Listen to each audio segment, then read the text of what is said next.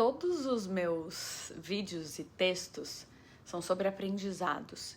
Eu gosto de compartilhar porque a minha dúvida pode ser a sua dúvida também. E hoje nós vamos falar sobre os meus desejos, os nossos desejos, sobre tentar entender quando ele vem de Deus ou é só um impulso pessoal. Mas antes eu te convido a seguir o canal e a curtir esse vídeo, assim você ajuda e faz com que essa mensagem alcance mais pessoas. Outro dia, numa dessas caixinhas que eu abro com frequência na rede social, eu li uma pergunta que era assim: como saber se é a vontade de Deus ou só a minha vontade disfarçada?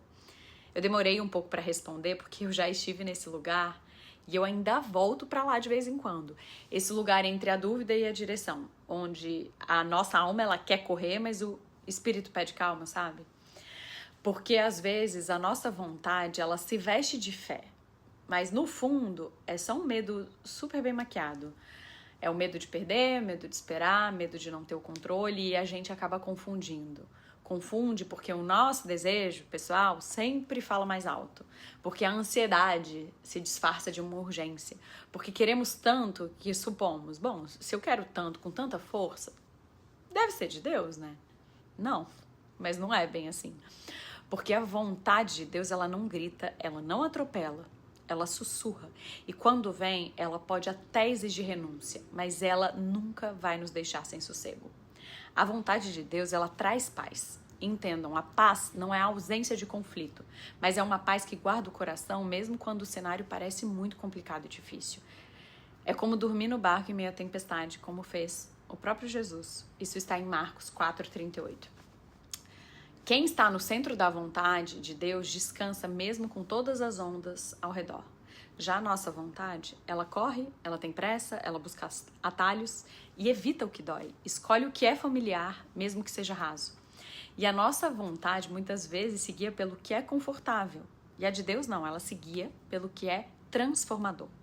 O próprio Jesus orou: Pai, se queres, afasta de mim esse cálice. Contudo, não seja feita a minha vontade, mas a tua.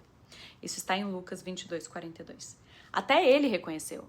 A vontade de Deus confronta o conforto, mas forma caráter. Não escolhe o caminho mais fácil, mas o caminho mais certo. E aí, então, como discernir? Não existe uma fórmula mágica, gente, mas existem critérios que podem nos ajudar a alinhar. A vontade de Deus, ela não traz ansiedade. Ela não é escolhida por medo e jamais fere os princípios da palavra. A vontade de Deus, ela sempre leva em consideração a edificação de mais alguém, além de nós mesmos, e nos aproxima mais dele. A vontade de Deus, ela não satisfaz o nosso ego e sempre nos leva a processos em que podemos amadurecer neles. Eu lembrei de uma vez em que tudo em mim queria dizer sim para uma proposta.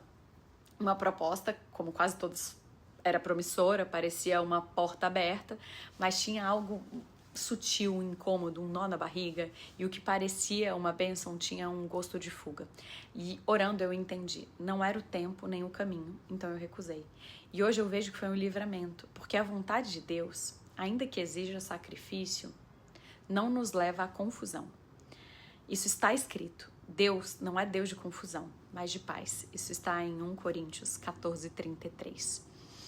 Então, saber discernir é como afinar um instrumento. Às vezes o ouvido espiritual fica entupido pela pressa, pela expectativa, pelas comparações, mas quando a gente silencia o barulho ao redor e o barulho de dentro também, a gente começa a ouvir de novo a voz que importa.